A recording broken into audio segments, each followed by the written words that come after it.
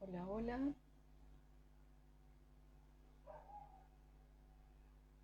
Hola, estamos nuevamente conectándonos para hacer una conversación.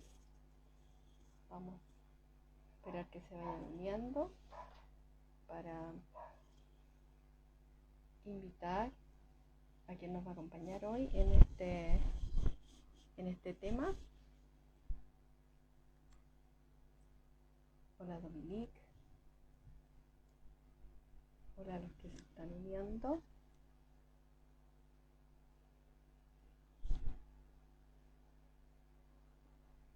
Un día muy caluroso aquí en Santiago, tremendamente caluroso, así que esperamos que cuando terminemos la conversación ya haya refrescado y la temperatura esté un poquito mejor, eh, para disfrutar un rato de la tarde más fresca. Creo que en todas partes está haciendo en la zona central mucho calor por estos días, así que hay que buscar las alternativas para poder pasar estos días. Eh, Vamos a ir intentando conectarnos. Hoy día vamos a hacer una conversación acerca de un tema que nos ha tenido ocupados, ¿no es cierto? Y preocupados también durante todo el año.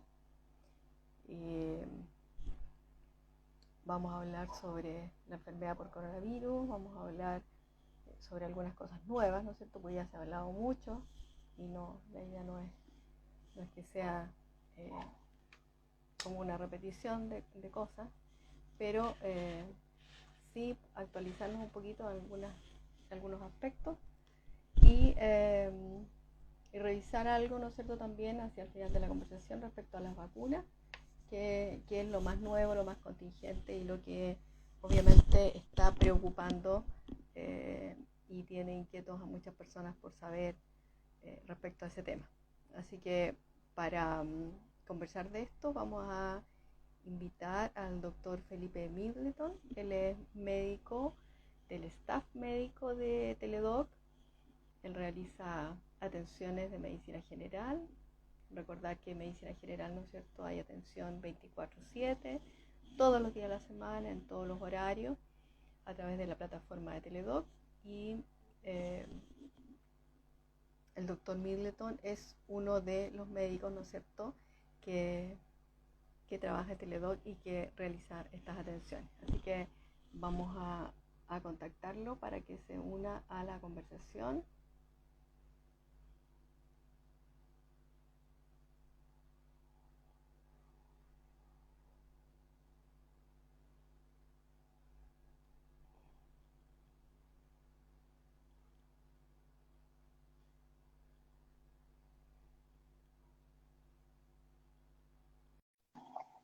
Para que se conecte con nosotros.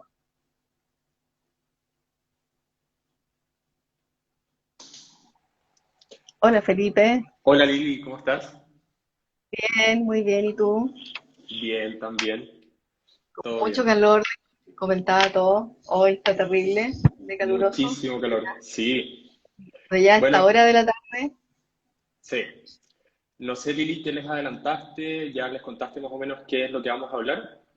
Sí, sí, les conté que vamos a hablar, ¿no es cierto?, de este tema que nos ha tenido ocupados y preocupados durante todo este año, y que va a continuar por el año pasado, digamos, y que va a seguir durante este año, y donde vamos a revisar algunas generalidades, algunos aspectos, digamos, a lo mejor que ya se han conversado, pero vamos a actualizar algo y hacia el final de la conversación vamos a hablar sobre lo más actual y lo más contingente, que es el tema de las vacunas, ¿no es cierto?, Claro, que es lo que ahora todas las personas, ¿no es cierto?, quieren saber más información y tener eh, más elementos, digamos, de juicio respecto al tema. Así que, así es. eh, Bueno, tal como decía Liliana, yo soy el doctor Felipe Middleton, yo trabajo en Teledoc junto a ella. Los dos nos dedicamos harto al tema de COVID, nos ha tocado ver hartos casos, ¿cierto?, desde el año pasado. La idea de esta charla es poder un poco recapitular qué es lo que sabemos hasta ahora, cuáles son las claro, actualizaciones más recientes que han habido cambios durante las últimas semanas y finalmente poder conversar el tema que más está en boga, que son las vacunas, y que nos dan un poco luz de que esto pudiese solucionarse en un futuro no tan lejano. Así que esa es la idea, Exacto, ojalá les guste y les sirva. claro, ¿Mm? sobre todo eso, ¿no es cierto? Esperemos que sea una conversación ágil, entretenida, pero además con alto contenido y esperamos también todas las preguntas que puedan surgir, porque eso va a enriquecer, digamos, la conversación. Así que, sin más, yo creo que podríamos a lo mejor, Felipe, partir hablando lo más básico, ¿no es cierto? Este virus que llegó, ¿no es cierto?, que empezamos a conocer y bueno, cómo llega a nosotros, cómo nos contagiamos y hablar un poquito por ahí para partir, digamos, la conversación, ¿cierto? Ya, bueno, exacto. Lo que se sabe hasta el momento, ¿cierto?, es que la principal vía de transmisión del virus es como muchos otros virus respiratorios, que es a través de gotitas contaminadas desde otra persona. La principal forma de contagio es de persona a persona. O sea, ya sea cara a cara, o sea, que una persona expulse gotitas respiratorias, ¿cierto?, desde la boca o al estornudar, al hablar, al gritar, al toser, y que esas gotitas tengan contacto con otra persona en sus mucosas, ya sea en los ojos, en la nariz o en la boca. Esa es la Ujú. principal forma de contagio y se sabe que estas gotitas alcanzan una distancia de más o menos 2 metros y por gravedad caen. De ahí viene, entonces, de ahí se extrae el distanciamiento físico. Claro, También, ¿cierto?, existe la forma que es a través de superficies contaminadas, ¿cierto? Si una persona tose o estornuda sobre un objeto y yo toco ese objeto y después me llevo la mano a los ojos o a la nariz, también es una forma en que pudiese contagiarlo, ¿cierto? Tiene menor importancia que el contacto cara a cara, pero no hay que descuidarla, porque es una fuente potencial de contaminación. Y también se sabe que el virus se podría contagiar por vía aérea, o sea, por gotitas que son mucho, mucho más chicas, ¿cierto? Que es mucho más importante en otras enfermedades. En el COVID no es la principal fuente, pero también pudiese ser. sí, y respecto a un poco a lo que tú decías de la superficie, yo creo que ahí hay un tema que en estos momentos en que se están abriendo un poco más las posibilidades de salir y de contacto, eh, de repente estamos muy metidos con la idea de la mascarilla, que es muy importante, por supuesto, Claro. pero descuidamos un poco el tema de la superficie. Entonces uno ve, por ejemplo, no sé, vas al supermercado, qué sé yo, y te fijas que las personas se apoyan cuando van a pagar, se apoyan en los mesores. Entonces, claro, es algo que no debemos descuidar y de ahí también la importancia del tema del lavado de manos, en fin, pero la superficie quizás es algo que se nos olvida, digamos, como es tan frecuente que uno, no sé, tú llegas a la ventanilla del banco y te afirmas para, no sé, para usar un lápiz, en fin, el mismo Sí, lápiz que ocupas. de todas Entonces, maneras. claro, yo creo que afortunadamente no es tan importante la transmisión como lo que tú señalabas, pero sí como que le perdemos de repente el cuidado y eso puede ser nefasto a la hora, digamos, de sumar al final, ¿no es cierto?, de todas las posibilidades. De todas maneras, Y perdón, dale. sí, sí, dile, dale, dale. Te iba a decir que en ese sentido lo que yo les digo a los pacientes es que traten de hacer que su casa sea su zona limpia. O sea, que de la puerta hacia adentro, ¿cierto?, sea su zona totalmente limpia, que puedan caminar, desenvolverse, o sea, sin preocupación. Pero considerar que de la Claro, puerta hacia afuera, incluyendo el auto, incluyendo todo, incluso la ropa que ocupen afuera, todo está contaminado. Cualquier cosa que toquen está contaminada. Y de esa forma tratar de ir metiéndose el chip en la cabeza, ¿cierto?, de si es que toco cualquier cosa, desinfectarme las manos antes de arreglarme la mm, mascarilla o de comer, por ejemplo. Y el otro punto importante que también me acordé cuando dijiste el tema de la mascarilla es también la manipulación de la mascarilla.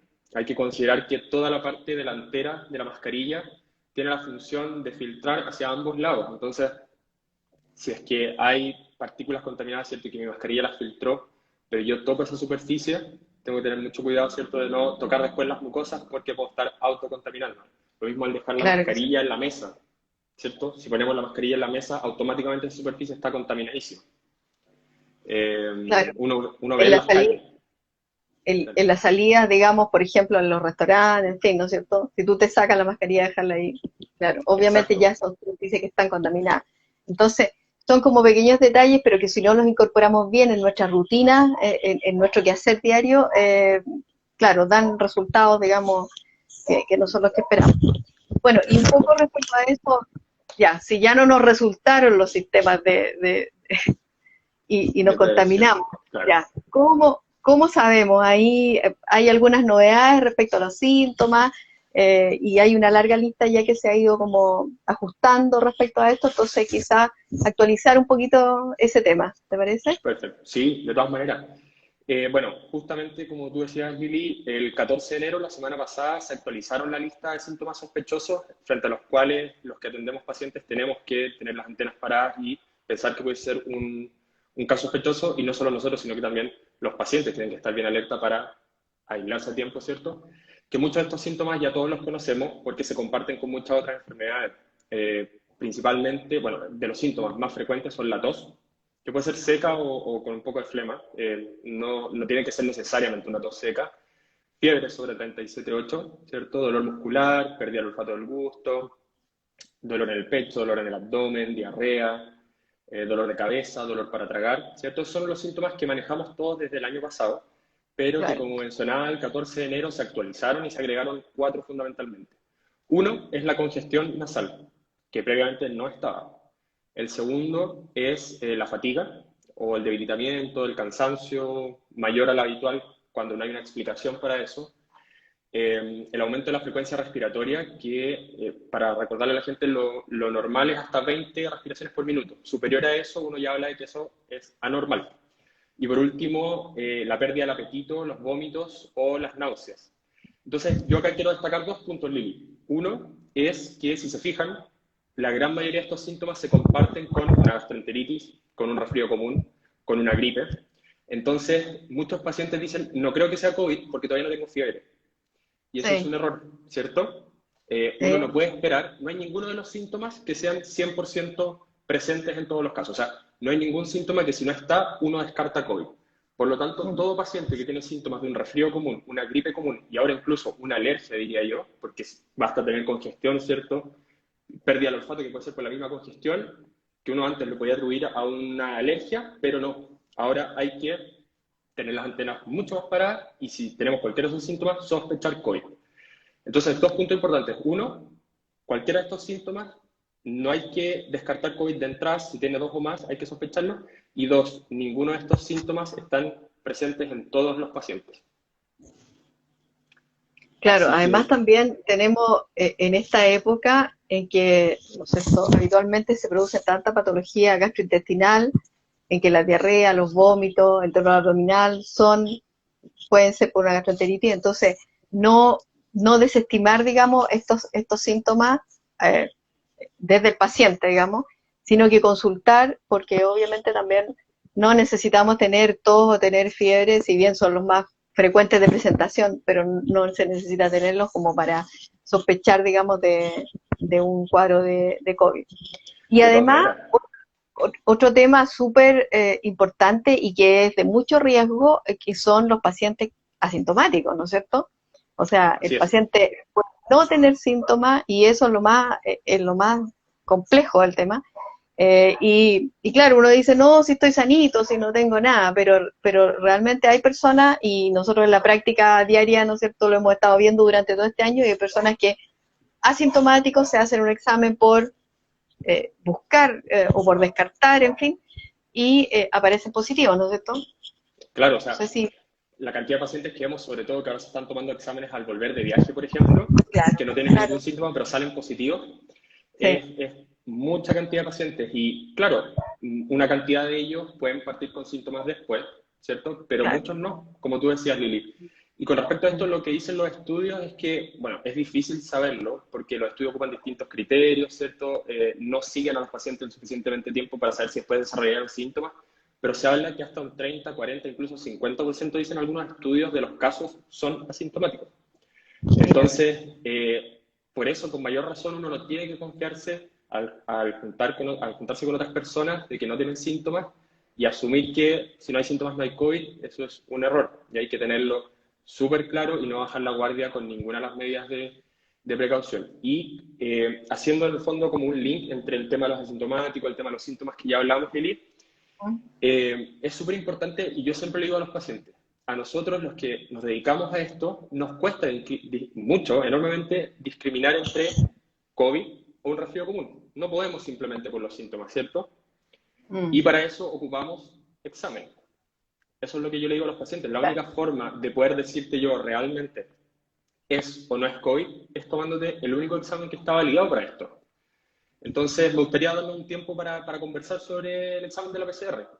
Sí, ¿Te por parece? supuesto, porque es un tema que yo creo que también por ahí hay pacientes, ¿no es cierto? Hay algunas situaciones en las cuales un examen que sale negativo no descarta que efectivamente la persona lo tenga, o también lo que muchas personas dicen, bueno, pero ¿y si me tomo el examen y dice negativo y efectivamente no es así y es un falso negativo?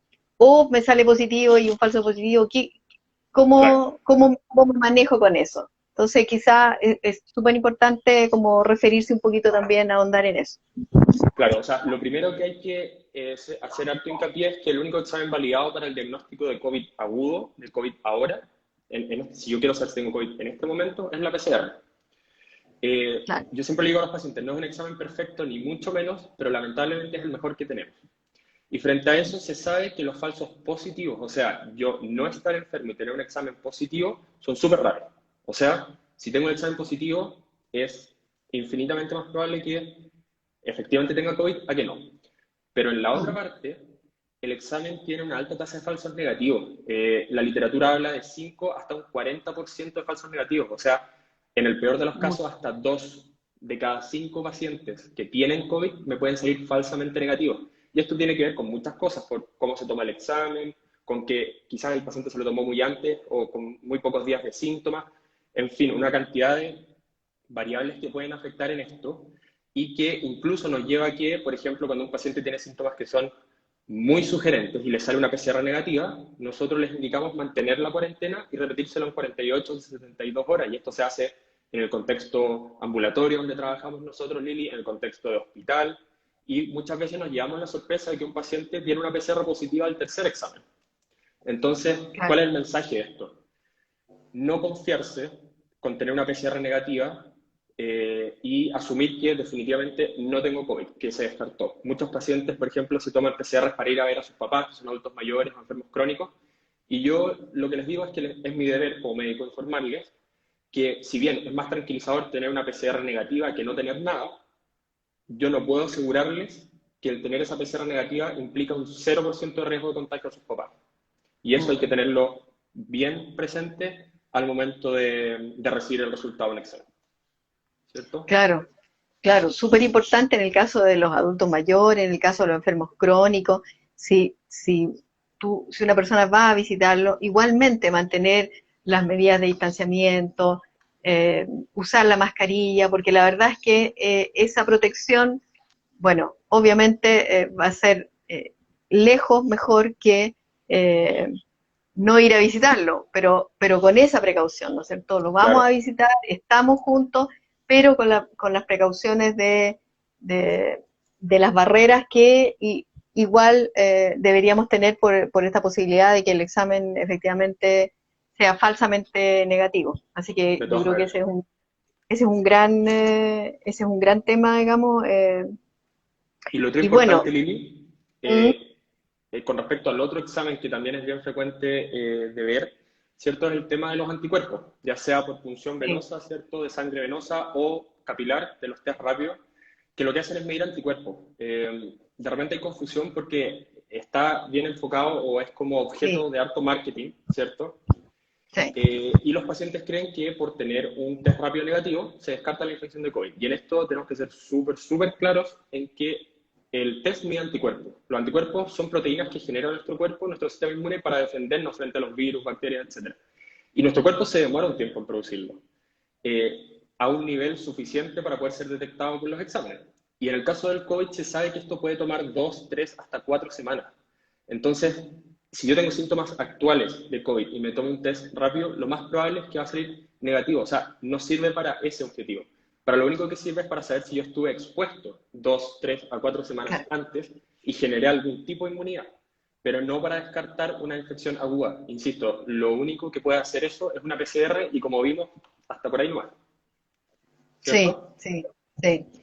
Y lo otro importante que tú también lo esbozaste ahí cuando empezaste a hablar de los exámenes, es el momento en que hacerse el examen, ¿eh? Porque obviamente si la persona tiene síntomas, no sé, de ayer en la noche y se complica y se urge y vamos, hoy día en la mañana me voy a hacer el examen, bueno, no es seguramente el mejor momento para hacerse el examen. Exacto. Entonces, quizás comentar un poquito respecto a Claro. eso. Lo que pasa es que lo que mide el examen de PCR son trozos del ADN, o sea, el material genético del virus, del ARN, perdón, del virus. Entonces, lo que se hace es detectar si es que hay pedacitos de este virus en la mucosa tanto de la nariz como en la boca. Y esto es lo que se le llama la carga viral, cuánto virus yo tengo en mis mucosas. Y esto se sabe que se comporta como una curva, que parte de menos, menos, menos después de la infección, ¿cierto? Después más, llega a un pic en que es máximo y después cae. Si es que yo me tomo el examen muy pronto en la evolución de la enfermedad, puede que la cantidad de virus que yo tengo en mis mucosas excretando, o sea, expulsando, sea muy bajita y el examen no sea capaz de detectarlo. Y de ahí, esa es otra de las causas de los falsos negativos. Entonces, por eso que uno habitualmente le aconseja a los pacientes no tomarse el examen apenas empiezan con síntomas, sino esperar, obviamente si es que los síntomas lo permiten, si no son síntomas severos, esperar un par de días para tomarse el examen y de esa manera podemos lograr una mejor sensibilidad y detectar efectivamente los casos. Claro que sí. Eh, sí, ese es un tema que también influye en los resultados finalmente, ¿no es cierto? Como veíamos. Sí, Entonces, por lo tanto, eh, el- siendo el mejor momento para tomarse el examen, nos aseguramos de que el resultado que vamos a tener es el que realmente nos puede dar un poco más de confianza. claro, que sea Eh, más confiable, al final es eso. claro, claro que sí, a eso apuntamos, digamos, y no apresurarnos porque de repente ahí no es, sino que observar los síntomas y buscar el momento preciso, exacto, como para hacer el examen. Exacto. Bueno, y yo creo que ya vamos como llegando al tema en boga, ¿sí? Hoy día en las noticias, ¿no es cierto?, también se nos comentaba y nos enterábamos de que el Instituto de Salud Pública aprobó el ingreso de una nueva vacuna, ¿no es cierto? Uh -huh. Eh, ya vamos teniendo más posibilidades y más proveedores de vacunas, que es un gran tema, porque por lo tanto, o sea, se necesitan muchísimas vacunas, ¿no es cierto? Vacunar a muchas personas y la producción de vacunas, la demanda mundial de las vacunas, ¿no es cierto? Es enorme Exacto. y claro que ahí todos estamos esperando que tener la posibilidad de que nos llegue una vacuna para sentirnos más protegidos. Así que yo creo que podríamos como contar un poquito respecto al tema de las vacunas y Perfecto. sumerjámonos por esto, ¿no es cierto? Sí, mira, bueno, lo primero es que según la última base de datos de la OMS, existen, Lili, 160 vacunas en este momento siendo Sí, desarrolladas. De esas, 60 más o menos están en fases últimas clínicas y todas las otras en fases preclínicas. O sea, la ah, carrera por desarrollar vacunas lo más efectivas, seguras, baratas posible, está en todo el mundo, porque todo el mundo está tratando de generar vacunas. Y las poquitas que nosotros oímos en las noticias, ¿cierto? Son las que mejor les ha ido, las que tienen mayor claro. seguridad, mayor eficacia, las que les va mejor en los estudios, ¿cierto? Y frente a esto, Chile tiene hartos acuerdos con hartos laboratorios. El principal, lejos, bueno, hasta el momento ha sido Pfizer-BioNTech, que es una alianza, ¿cierto?, entre un laboratorio alemán y de Estados Unidos, en que es la vacuna, diría yo, que tiene más estudios y mayor eficacia probada, de un 95%. Eso implica que si yo tomo a 100 pacientes, ¿cierto? Y los vacuno a todos, la probabilidad de que se contagien y desarrollen la enfermedad es solo 5 de esos 100. O sea, disminuye enormemente la probabilidad de esto. Para que tenga una idea la gente, para que una vacuna recién sea considerada para ser aprobada, tiene que tener digamos, un rango mínimo de protección de 50%. O sea, 95% estamos hablando que es altísimo, altísimo, altísimo, altísimo. Claro, muy Exacto, sí. Y otro laboratorio que también va a entrar a Chile, que ya hay compradas muchas dosis, es Sinovac, que es este laboratorio chino que en conjunto con la Universidad Católica hicieron los estudios, también probaban población chilena, y que también se han hecho estudios en Brasil, Turquía, en muchos otros países para evaluar la eficacia y la seguridad, y que los estudios muestran que tiene eficacias que son variables, pero rondarían entre 92% más o menos, ¿cierto? Chile también tiene convenio con Oxford AstraZeneca, que es este laboratorio de Reino Unido, que también tiene una eficacia del 92% más o menos. Y también tiene convenios con Johnson Janssen, que es un laboratorio también de Estados Unidos, y con otras entidades más.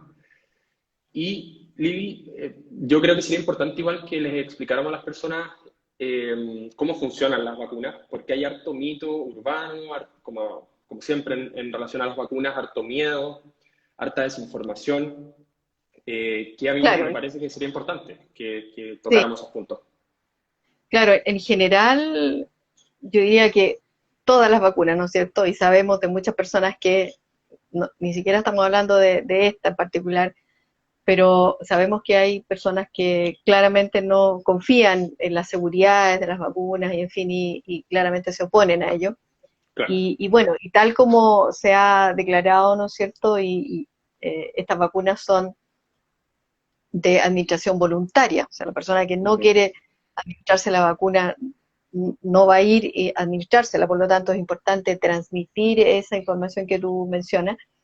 Y lo otro que también a mí me gustaría como a lo mejor apuntar en lo que ya estábamos conversando, el tema de todas estas cepas nuevas y todas Ujú. estas mutaciones y todos estos cambios y todo, ¿no es cierto? Que también es un gran tema en lo que significa el desarrollo de todas estas vacunas. Tal como tú dices, hay estudios, ¿no es cierto?, que son de altísimo costo, son muchísimos los que se están desarrollando, y bueno, y esta es una carrera, ¿no es cierto?, por lograr llegar a puerto con estas vacunas que efectivamente sean las más efectivas, tal como tú mencionabas, y, y que estemos mejor protegidos por las eventualidades, ¿no es cierto?, de las nuevas cepas, de las mutaciones, de los cambios, en fin. Entonces, claro que yo creo que en este contexto, más lo voluntario que tiene que ser la disposición a vacunarse, es muy importante aclarar y profundizar un poco en eso para que realmente haya disposición a hacerlo, en la medida Claro. que no haya disposición a hacerlo y no se pueda juntar la masa crítica que necesitamos, ¿no es cierto?, de vacunados para poder frenar el avance de la enfermedad, eh, no estamos bien, independientemente que se desarrollen vacunas, si las personas no van a ponérsela, vamos a estar ahí en serios problemas todavía, digamos. Así es. Así que, Bueno, lo primero, yo diría, lo más importante es poder transmitir de qué están hechas las vacunas, ¿cierto? Es tranquilizador cuando uno sabe efectivamente qué te están aplicando. La sí, primera vacuna, la de Pfizer-BioNTech, está hecha de trozos del virus, del ARN del virus, que esto es un tipo nuevo de vacuna, en que se inserta esto en una cápsula lipídica, o sea, de grasita, ¿cierto? Y esto se inyecta en el músculo. Estas cápsulas de grasita en el fondo son capaces de transmitir este material genético a nuestras propias células. Nuestras propias células lo que hacen es pescar este material genético, lo traducen y generan las proteínas que están codificadas en ese ADN, que son proteínas del virus, y las expresan en su membrana hacia afuera. Y entonces nuestro sistema inmune llega y dice, esto no es una proteína humana, esto no debiera estar acá, y monta una respuesta inmune contra esa proteína, que de forma natural nosotros solo nos vemos expuestos a ella cuando nos contagiamos. Y el virus está vivo, con capacidad de contagio, con capacidad de enfermarnos. Sin embargo, a través de esta vacuna lo que hacemos es que nuestras propias células creen partículas, o más bien proteínas, de el virus para que nuestro sistema inmune lo reconozca y esté preparado para una eventual infección en el futuro. Ese es uh-huh, el mecanismo de acción de hartas vacunas, de las del COVID, la más importante siendo la de Pfizer. Y la vacuna de Sinovac y la de Oxford AstraZeneca, que es la inglesa, y la china Sinovac, están hechas de un virus que está inactivado. O sea, es un virus perdón, es de un virus de ADN, de adenovirus, en que se le pone este material genético, ¿cierto? Y es capaz de expresar estas mismas proteínas, ¿cierto? Perdón, esa es la de Oxford claro, AstraZeneca. La de Sinovac, efectivamente, es el es virus un virus muerto. Es activado, virus claro, muerto, inactivado, que no tiene absolutamente ni sí, una posibilidad de contagiarnos. Entonces, desde ya hay que votar la idea de que por vacunarnos nos va a dar COVID. Es absolutamente imposible. Es lo mismo que con la vacuna de influenza, que es imposible que nos dé influenza porque no tiene el virus vivo, es lo mismo. Es imposible que nos dé coronavirus al aplicarnos cualquiera de estas vacunas que están siendo aprobadas por nuestro país. Y lo otro que genera harto miedo y que lleva a las personas a pensar no querer vacunarse son los efectos adversos, ¿cierto? Sí. Mira, Felipe, Dime. de avanzar a eso, ¿Sí? ahí hay una pregunta de alguien que dice, ¿hay seguridad en de la eficiencia de la vacuna, considerando que van apareciendo cepas nuevas, que es un poco lo que Ya. estamos... Súper buena pregunta. Mira, para nosotros saber la eficacia de una vacuna, tienen que haber estudios. Es lo básico. Evidentemente, todas estas vacunas, las pruebas empezaron en marzo del año pasado para poder ver su efectividad con las cepas que partieron el 2019, a fines del 2019 y todo el año pasado. Hoy Sí, mismo, Pfizer-BioNTech sacó un comunicado y un pre-reporte inicial del estudio diciendo que su vacuna ejerce o aporta protección contra la cepa inglesa, la cepa de Reino Unido, que es la que más ha estado en boga este último tiempo, no tanto por su mayor letalidad, sino que por su mayor capacidad de contagio y capacidad de saturar los sistemas de salud. Si nos enfermamos todos al mismo tiempo, ¿cierto? Ahí se satura el sistema de salud. Y lo que dicen es que los reportes iniciales, probando sangre de gente vacunada, exponiéndola a esta nueva cepa de Reino Unido, los anticuerpos tendrían capacidad de neutralizar ese virus. Obviamente falta que estos estudios los revisen pares, los revise toda la comunidad científica y se acepte, pero ya es prometedor, es bueno, son buenas noticias, ¿cierto? Pero para el resto de las cepas todavía no hay nada oficial y el resto de las vacunas tampoco hay nada oficial. Por lo tanto, vamos a tener que ir viendo con el tiempo, hay mucho de esto que todavía no sabemos, claro. vamos a tener que ir viéndolo conforme se vayan pudiendo hacer y desarrollando los estudios, que como sabemos toman tiempo, toman plata, y es por eso que muchas veces no son tan rápidos. Pero independiente de las cepas nuevas que vayan llegando, igual las cepas antiguas quedan. Entonces, en el fondo, el miedo de las nuevas cepas no debe ser una razón de no vacunarnos, ¿cierto? Sí, Porque por lo menos claro. nos interesa estar protegidos por las cepas que ya sabemos que pueden dejarla embarrada, ¿cierto? Claro, y además que en la medida que va pasando el tiempo nos vamos, o sea, todos estos estudios van a tener, van a poder mirar, ir mirando retrospectivamente y juntando casos para realmente hacer una data mayor y poder sacar conclusiones que sirvan, digamos, para este conocimiento nuevo, digamos. Aquí hay una Exacto. persona que pregunta que por qué en algunas vacunas se debe usar una dosis Ya, y en las otras dos dosis. ya. Súper buena pregunta. Mira, la gran mayoría, si es que no todas diría yo, de las vacunas con las que Chile tiene conversaciones, ha comprado y que son las que más en boga están, por lo menos la de Pfizer, Sinovac, todas son dos Mm, dosis. Claro, y la razón de esto es que la primera dosis expone al cuerpo a esta proteína del virus, o sea, el cuerpo monta una respuesta inmune, y después la segunda dosis le da un recuerdo a nuestro sistema inmune, y nuestro cuerpo mm. dice, esto yo ya lo conocía, pero de nuevo me estoy viendo expuesto a esto, y genera una respuesta inmune más intensa, más específica, más rápida. Entonces, se ve, ya se sabe, que más o menos la eficacia en la prevención del coronavirus con una dosis de la vacuna de Pfizer-BioNTech es de un 50%. Y con la segunda dosis, que es el booster o el refuerzo, esto aumenta a 95% pasada una semana de la segunda dosis. Entonces, respondiendo a la pregunta, ¿para qué? Para que nuestro sistema inmune sea más capaz, sea más fuerte contra la infección del coronavirus. En el fondo, recordándole qué es este virus, cómo es, y vaya montando una respuesta más específica cada vez. Y en otras vacunas, otras, no las del COVID, basta, por los estudios se sabe que solo basta una dosis para generar una respuesta inmune suficientemente fuerte como para protegernos. Pero no es en el caso del COVID. Sí. Ahora, un poco en relación con con estas vacunas que tienen dos dosis, siempre importante recalcar que cuando una persona se vacuna, igual tiene que seguir tomando las medidas de precaución, de aislamiento, uso de mascarilla, lavado de manos, o sea, no porque la persona se haya vacunado, además que hay tiempo, tal como tú lo mencionabas ahí, ¿no es cierto?, hay que darle tiempo a la vacuna para los efectos que ella produce. Eh, y además tampoco tenemos que dar señales equivocadas frente a las otras personas. O sea, no porque una persona se vacunó, decir, bueno, yo ya aquí estoy Me libre libero. y voy a circular. Claro. Claro, eso sería Sí, realmente una equivocación súper enorme, importante. Y así con que en respecto a eso, eso, Lili, yo me quiero enganchar de lo que acabas de decir, súper importante, no se sabe con los estudios que hay hasta el momento si es que una persona vacunada es capaz de seguir contagiando. Los reportes Claro. iniciales dirían que sí. O sea, una persona que está vacunada y que cumplió todo su esquema y ha pasado un mes desde que se vacunó la primera dosis, al parecer sí podría contagiar, porque la capacidad de contagio tiene que ver o tiene relación con la presencia del virus en las mucosas y cómo este se transmite a través de las gotitas.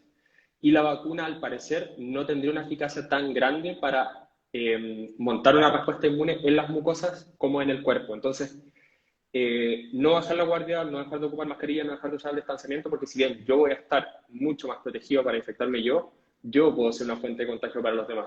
Por lo tanto, Exacto. eso que tú dices, Lili, es fundamental. Las medidas de precaución tienen que seguir hasta que ya alcancemos esta masa crítica de la gran mayoría de la Exacto. población vacunada. Sí. Claro, claro que sí. Eh, Alguien aquí pregunta también, antes que pasemos a los eventos adversos, Ujú. ¿por qué no se están vacunando a los menores de 16 años? Claro, estas vacunas están probadas, ¿no es cierto?, para mayores de 16, mayores de 18. A lo mejor Claro. podríamos comentar un poco a eso. Claro, con respecto a esa pregunta, no es porque precisamente se sepa que a los niños les hace mal, lo mismo con las embarazadas o las mujeres lactando, sino que todos los estudios de Pfizer se hicieron en mayores de 16 años y no incluyeron embarazadas ni mujeres en periodo de lactancia. Por lo tanto, no es ético y no se puede hacer administrar un medicamento en una población que no está aprobada. No se puede hacer eso. Eso sería una Mm, indicación fuera de la indicación formal y no se puede hacer. Y la vacuna de Sinovac está aprobada para mayores de 18 años. Entonces, por esa razón, en las poblaciones que no están dentro de estos grupos, no se pueden aplicar las vacunas. ¿Puede que en el futuro esto cambie? Sí, los estudios después empiezan a incluir otras poblaciones, ¿cierto? Pero de momento no.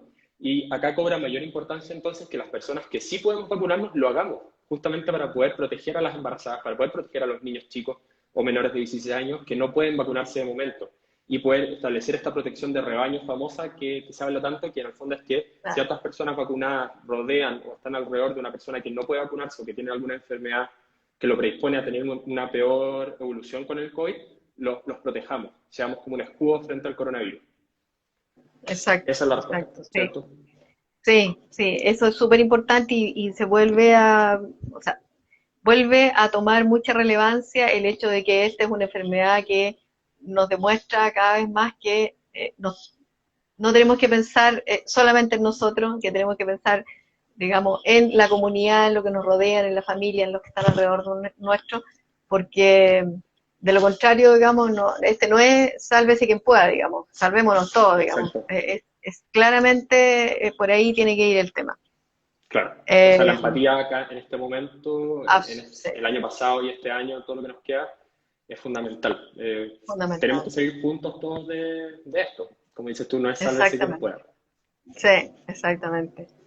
Bueno, yo creo que podríamos conversar un poquito respecto a los eventos adversos, porque también ahí hay una pregunta respecto a si hay reportes de síntomas graves, riesgo vital o muerte de algún paciente, digamos, a raíz de ¿De la la vacuna?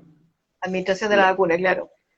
Bueno, a ver, como en todos los medicamentos, recordemos que la vacuna es un medicamento, existen efectos adversos que tienen que ver con la predisposición genética de la misma persona, factores ambientales, factores de la vacuna, que en fin se conjugan para desarrollar un evento adverso.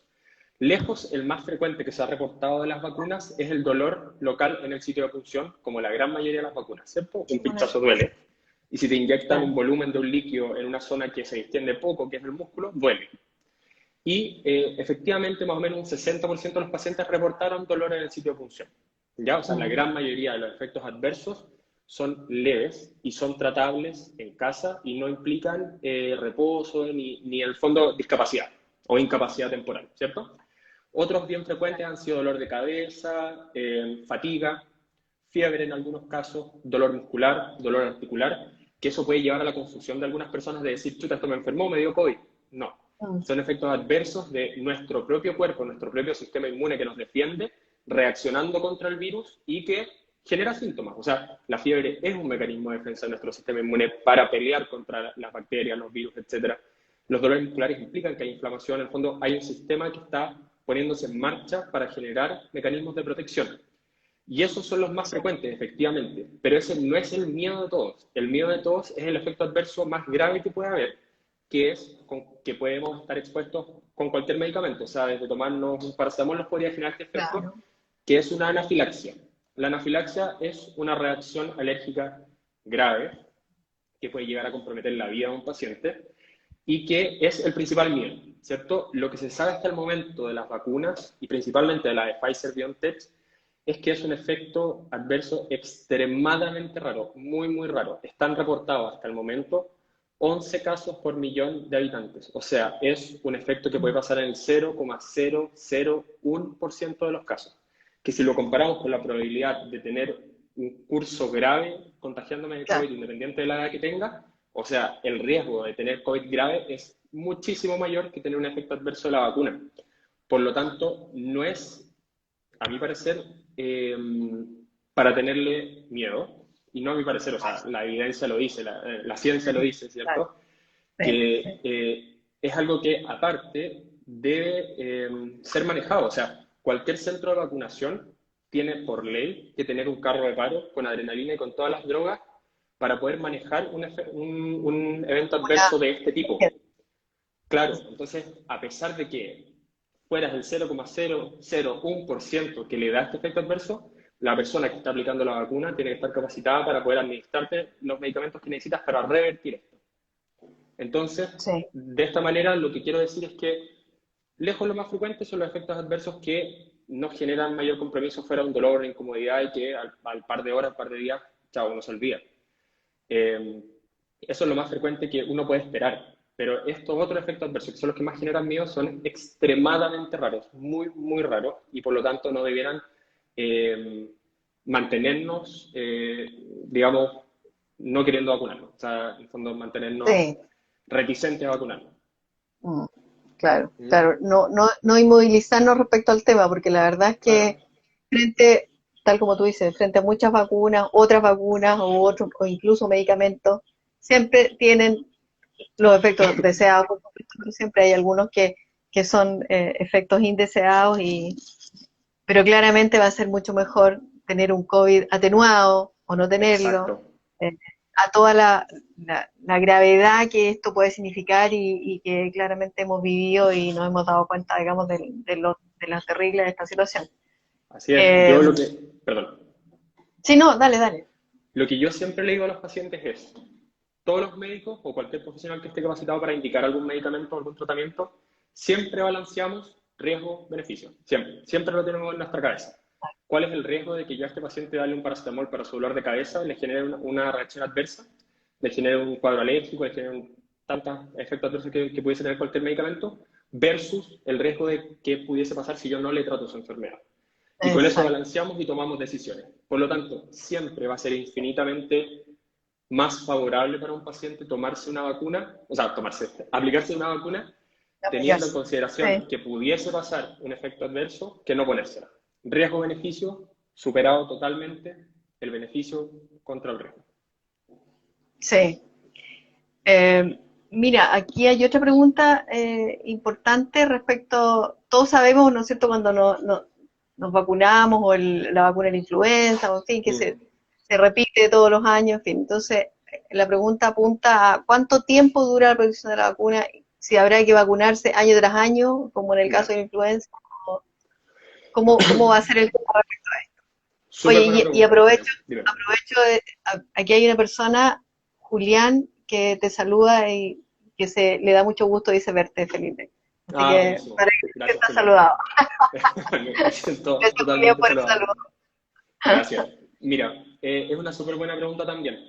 Con respecto a eso, la respuesta es, necesitamos tiempo para poder saberlo. O sea, recordemos que esto es una enfermedad tremendamente nueva, que lleva un poquito más de un año en el mundo.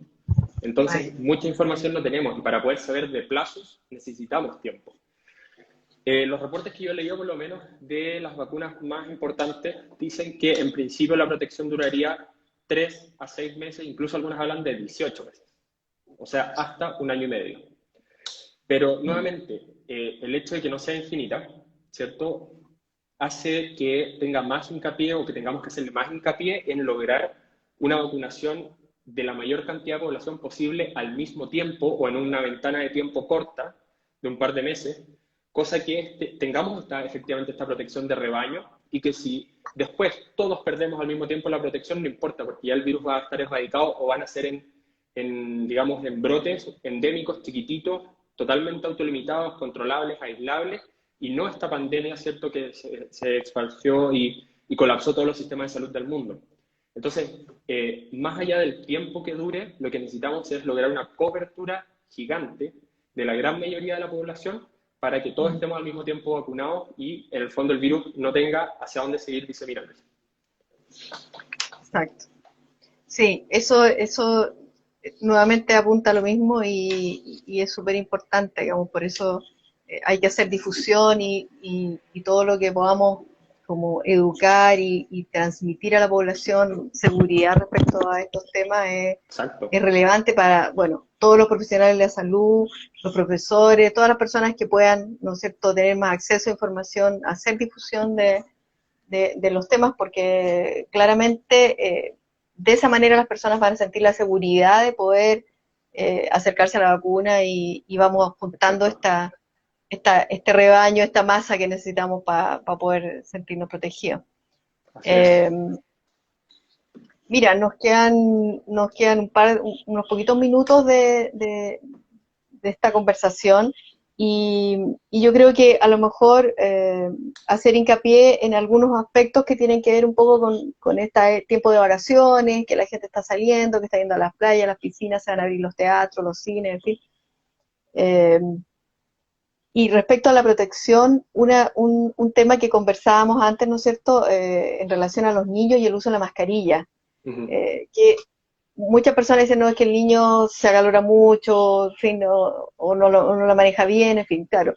Pero la sugerencia, ¿no es cierto?, es que el niño, al menos sobre los 3 años, ya debe usar la mascarilla, eh, porque, claro, el niño interactúa con otros, interactúa también con adultos, y además también porque yo creo que es importante desde el punto de vista que hablábamos, digamos, de la protección comunitaria y de la empatía que todos debemos tener, Exacto. también es un tema de formación, de decir, bueno, estamos todos, incluidos tú, ¿no es cierto?, que Sí. probablemente vas a ir creciendo y nos vamos a seguir encontrando con situaciones, ojalá no tan terribles como esta, pero sí muchas enfermedades que requieren ser solidarios y empáticos con los demás y yo creo que también es una manera, digamos, en ese sentido de agregar de dar un valor agregado, digamos, a todo este aspecto. De Eh, todas maneras. También está el tema del uso de los protectores faciales que no reemplazan el uso de la mascarilla. Y Súper en eso, importante, Lili, súper súper importante. importante. Hay muchas personas que vemos que se colocan el protector facial, ¿no es cierto? Y se sienten con eso protegidos y no, pues la mascarilla cumple otra función, ¿no es cierto? El protector facial Exactamente. frena, cubre el resto de las mucosas, ¿no es cierto? Pero no porque me pongo el full face voy a tener que dejar a un lado la mascarilla. Exacto, Excepto, ¿no es Lili. cierto?, los niños muy pequeños que a lo mejor no toleran la mascarilla, pudiera ser que en ellos sí uno pudiera usar solamente la máscara de rostro completo. Exacto. Pero, Yo creo que diste en el clavo, Lili, en dos cosas. Uno, tal como tú dijiste, la Sociedad Chilena de Neumología indica que está aprobado el uso de mascarilla en niños mayores de 3 años. Por lo tanto, todo niño mayor de 3 años debe usarlo. Existe esta creencia popular de que los niños no transmiten o transmiten menos el virus, y eso, quiero dejarlo súper claro, es absolutamente falso. Lo que pasa es que los niños en general hacen cuadros más leves o asintomáticos incluso en comparación a los adultos, que se agravan mucho más, ¿cierto? Pero no implica que no tengan capacidad de contagio, ¿ya? Y si esos niños están en contacto con personas frágiles, pueden enfermarlos tremendamente. Entonces, sí, hay que educar, hay que tratar en el fondo, hacer que sea más agradable para los niños, que sea, que sea una mascarilla bonita, que les guste, qué sé yo, para que lo ocupen y no creer que porque esté con otros niños jugando en los juegos no importa, no se va a contagiar. Falso. Y sí, lo segundo que dijiste, Lili, súper importante y a mí me parece grave, por ejemplo, que en las noticias o en programas de televisión ocupen solo escudo facial. Eso es un error, como tú bien claro, dices, el único objetivo en full face es la protección de la mucosa ocular, nada más. claro. Si esto está descubierta de mascarilla, la mucosa de la nariz, la mucosa de la boca, el contagio se puede producir igual. Por lo tanto, Exactamente. es algo que es un valor agregado y que se recomienda en situaciones de alto riesgo, sobre todo en profesionales de la salud o que estén en contacto directo con pacientes con COVID, pero la mascarilla es lo que es irreemplazable. Claro, claro que sí. Bueno, mira, se nos ha pasado el tiempo volando, la verdad, Volando. porque, ¿cierto? La verdad es Sí, que pensábamos cómo vamos a llegar a los 45 minutos, pero la verdad es que el tema es bien interesante, da para conversar harto.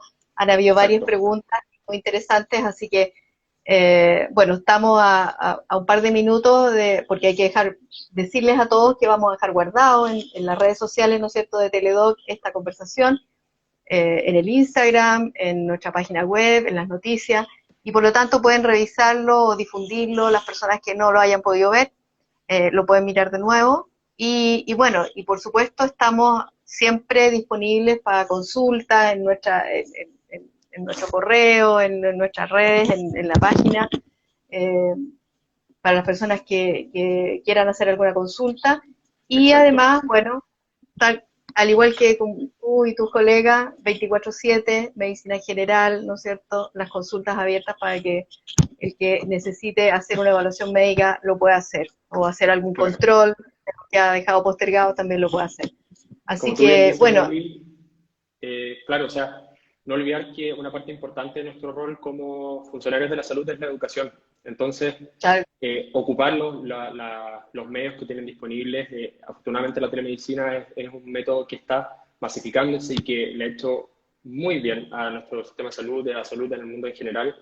Nosotros estamos disponibles 24/7 para resolver dudas, para darles fuentes o información clara y con fuentes de información confiables y por supuesto también orientar con los problemas de salud que siempre han estado. claro, Pero también nuestra labor es educación, es apoyo, es orientación y para eso estamos disponibles. Así que también dejarlos así es, invitados a que ocupen esta herramienta de acceso. claro que sí. Ya, Felipe, bueno, estamos despidiéndonos. Muchas gracias por habernos juntado, digamos, en esta conversación y que ha sido como muy interesante también por los comentarios que nos han hecho llegar las personas. Así es. Muchas gracias a ti, Lili, muchas gracias a todos los que se conectaron y espero que les haya servido. Ya, pues, ok. Nos Nos vemos. vemos, que esté Que muy estés bien. bien. Chao, chao. Chao, chao.